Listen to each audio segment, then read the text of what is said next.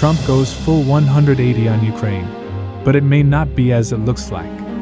It's day 1309 of Russia's operation in Ukraine. Let's dive deeper. Starting from the Kupiansk front. Very intense fights are taking place on the entire front lines. Recently, Russia's Ministry of Defense shared few details about this operation and future goals on this front. First of all, they confirmed that their forces were able to advance from the north and were able to take the Ukrainian garrison into semi-encirclement. Furthermore, they shared light on Ukrainian units defending the city. According to them, along with special forces units of Ukrainian intelligence, units of Russia's volunteer corps are defending the city, among many others. They added that in the previous month, Ukraine garrisons suffered high losses both in terms of manpower and equipment.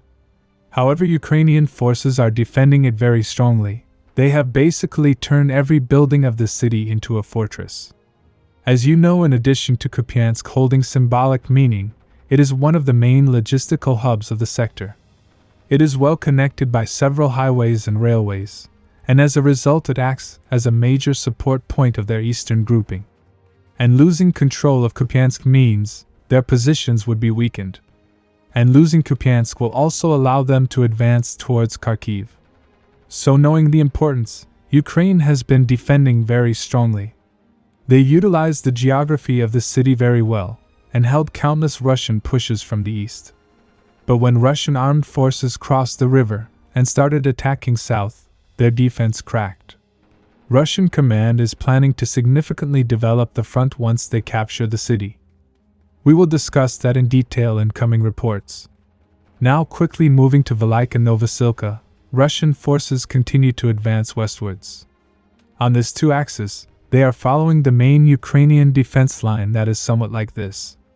In the last 24 hours, it was confirmed that Russian units have completely taken over Kalinivske. Now there has been a very interesting development at the political level. Trump recently shared this on social media, saying that after getting to know and fully understanding the Ukraine-Russia situation, he came to the conclusion that Ukraine can still win back all its lost territory, and possibly could also take some of Russia. He added that for a military power like Russia, this conflict should have ended very quickly, but as it's not, it makes Russia look like a paper tiger. Basically, Trump has gone full 180 on his stance on Ukraine, and it looks like he is now going to support Ukraine more. After this statement, pro-Ukrainian sources are celebrating like crazy, but many trusted Ukrainian sources are a bit skeptical. I personally don't put too much meaning into this statement, as I only trust actions, not words. As you know, in politics, people say lots of things, and among them only a handful of them are actually put into action. So if Trump supplies Ukraine with weapons that previously were not sent, then I will happily take my words back. But as of now, I don't see any changes happening. And I think Trump is only doing this to put pressure on Russia for negotiation.